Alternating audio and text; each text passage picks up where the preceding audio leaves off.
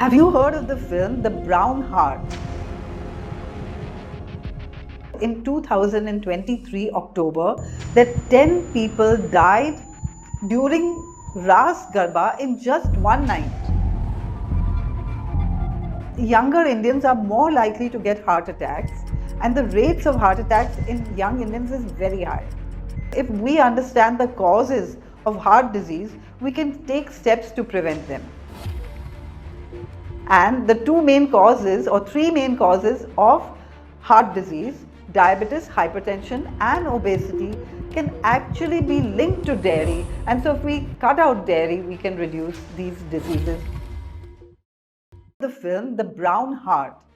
This is a fabulous documentary made by Doctors Nirmal and Renu Joshi, two physicians of Indian origin living in the US. They made this film because they heard in 2023 October that 10 people died during Raas Garba in just one night. Imagine 10 people died of heart attack in one single day. Now, they listed various causes of heart attacks in the film after interviewing people of Indian origin in India, in the US, as well as in the UK, and they found that younger Indians are more likely to get heart attacks, and the rates of heart attacks in young Indians is very high. And they listed the causes as genes, high blood pressure, diabetes, obesity, then visceral fat, diet, stress, lack of sleep, lack of exercise, high cholesterol levels and air pollution in their film. And this is excellent because if we understand the causes of heart disease, we can take steps to prevent them. After this, Dr. Nirmal Joshi made a film about which type of milk should we drink.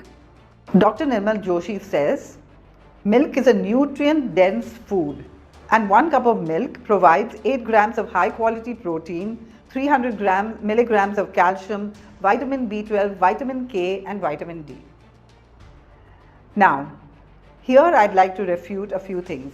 First of all, the kind of protein in milk is not the best for us because it's more difficult to digest given that most Indians are lactose intolerant. Secondly, he goes on to say that milk helps with bone health because calcium and vitamin D reduce the risk of osteoporosis. We have to understand that so many people are suffering from osteoporosis. Why are they suffering from osteoporosis despite consuming milk? Because most Indians consume a fair amount of milk and milk products. Why are people suffering from osteoporosis? The highest incidence of osteoporosis is also in the countries with the highest consumption of dairy. What does milk really do? Even though cow's milk contains calcium, this calcium is not easily utilized by our body just because milk in our body, any high protein in our body, is converted into amino acids, it's acid yielding, and in order to neutralize these acids, calcium is taken out of the bones to neutralize, and then it goes out through the urine, sometimes leaving kidney stones.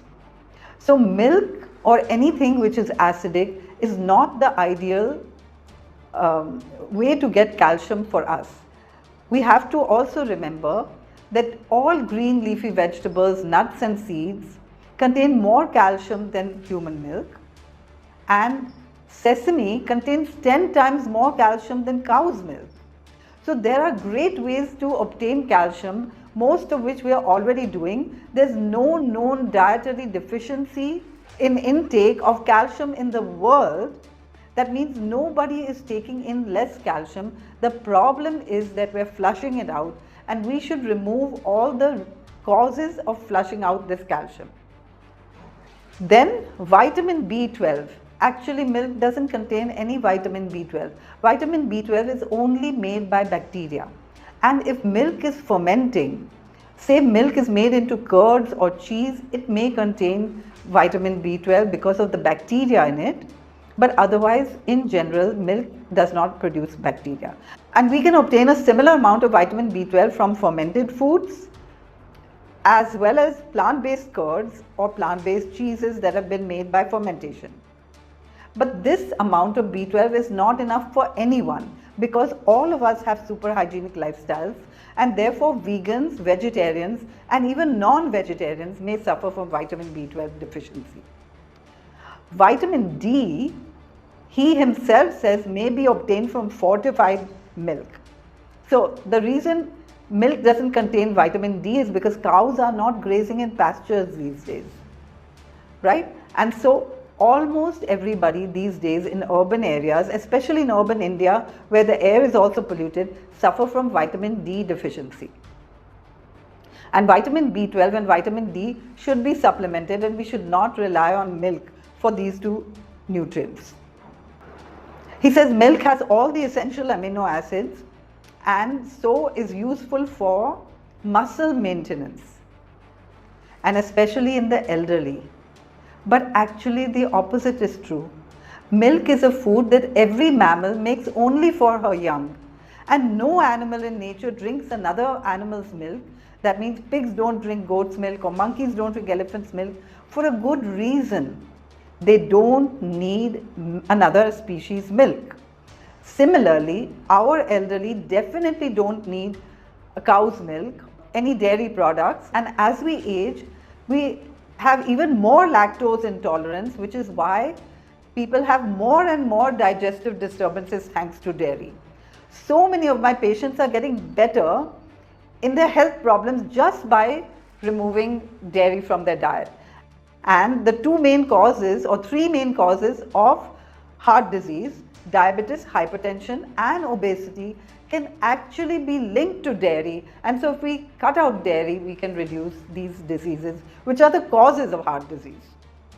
He says milk is good because of the fat and protein in the milk.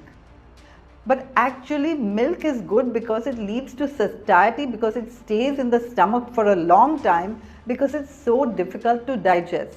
That's not good for our body.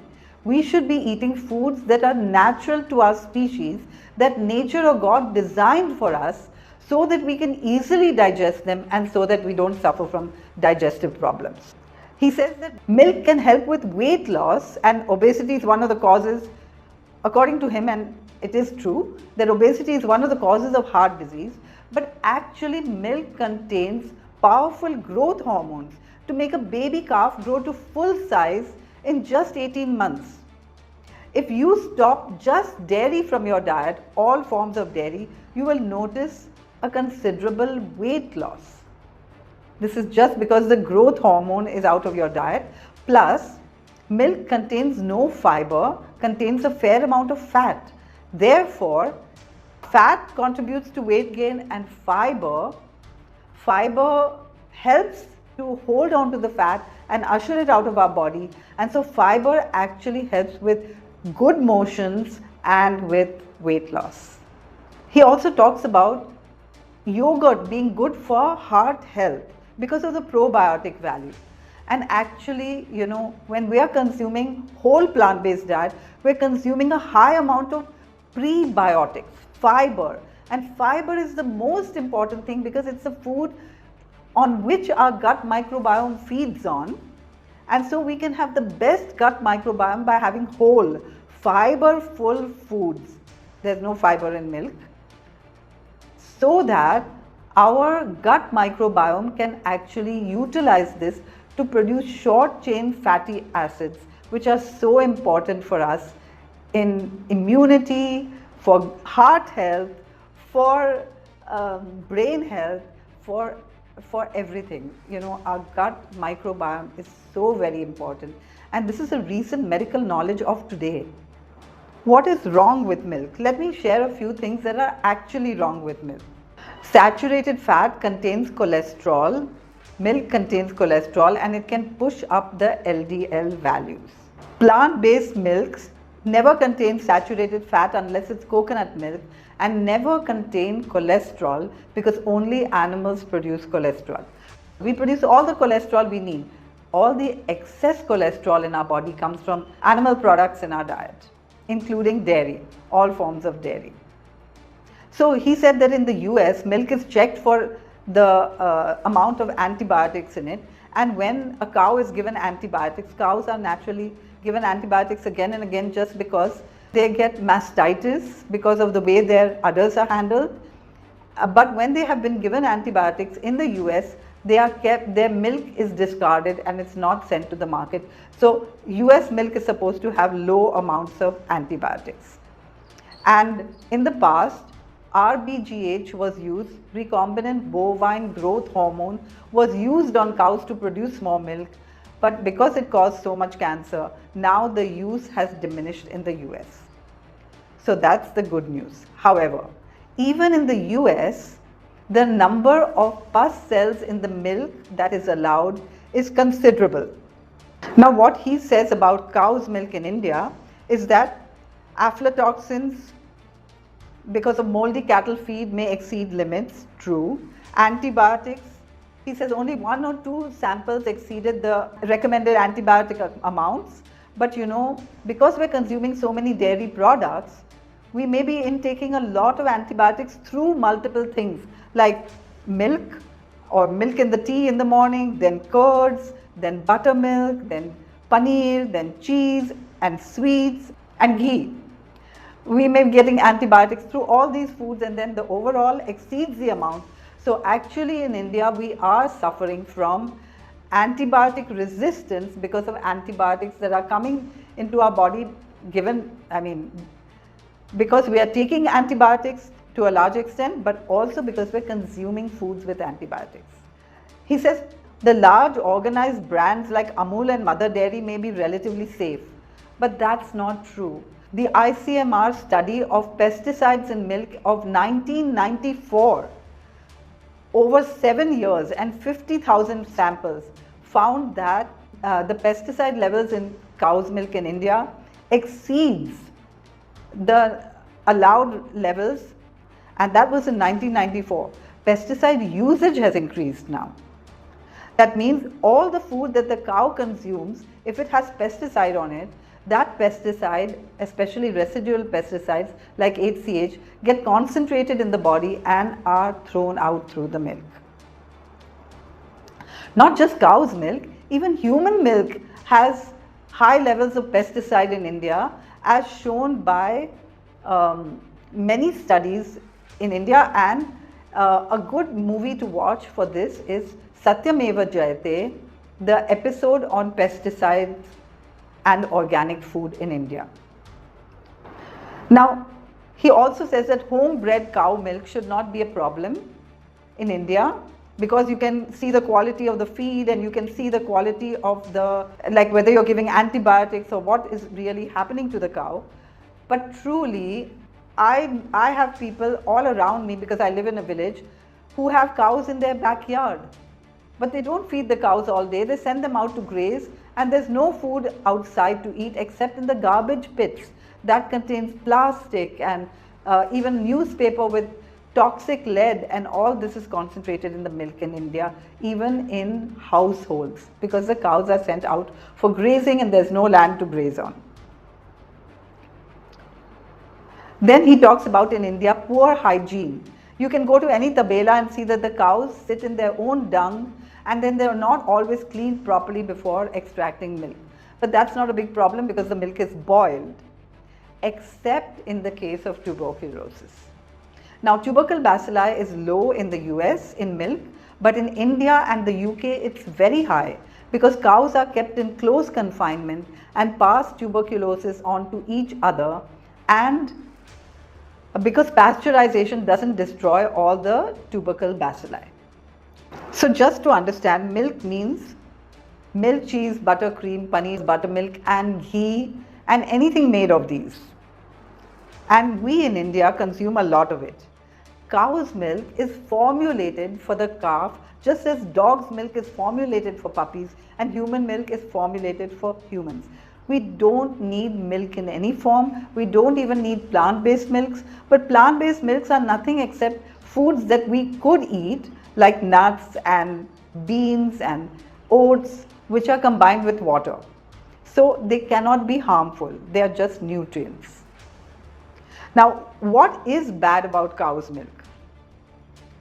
Number one, cows are routinely given antibiotics in India in the feed. The ready-made feed contains antibiotics in order to control the mastitis. Cow's milk contains her natural hormones, estrogen, progesterone, prolactin, growth hormones, and also stress hormones. Because the cow is always stressed, because she produces milk for her baby, but she's not allowed to give it to her baby. That causes stress. These stress hormones come back to us. We experience stress through hormones as well. Like adrenaline and cortisol, when we're stressed, we experience emotions through hormones. Serotonin and dopamine when we're happy, for example. So when we consume the cow's hormones, we are also consuming their stress. And you can literally stop consuming all dairy for a period of 30 months and notice a change in your state of mind. Now, we talked about pus in milk, and the somatic cell count, the US permits 750,000 cells per ml. That means pus cells per ml. Okay. Now, this is Europe has higher standards, and they allow only 400,000. So 750,000 in the US, 400,000 in Europe, and in India. Does it really get tested? We don't know, and the cell count can be even higher. I've seen people milking cows and literally blood flowing because of the mastitis, leave alone the amount of pus. But once it gets mixed in the white fluid, nobody can see it. Milk in India is adulterated, which means it contains water, detergents, oil, shampoo, as well as urea. Urea helps to make, if water is added to the milk, urea helps the milk to look as if it contains more protein, so that nobody guesses that water has been added. But urea harms our kidneys. Urea is made from fertilizers and it's harmful to our health.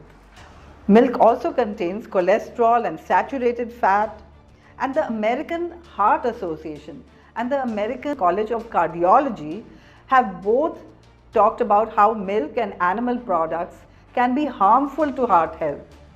Over and above that, Asians are lactose intolerant.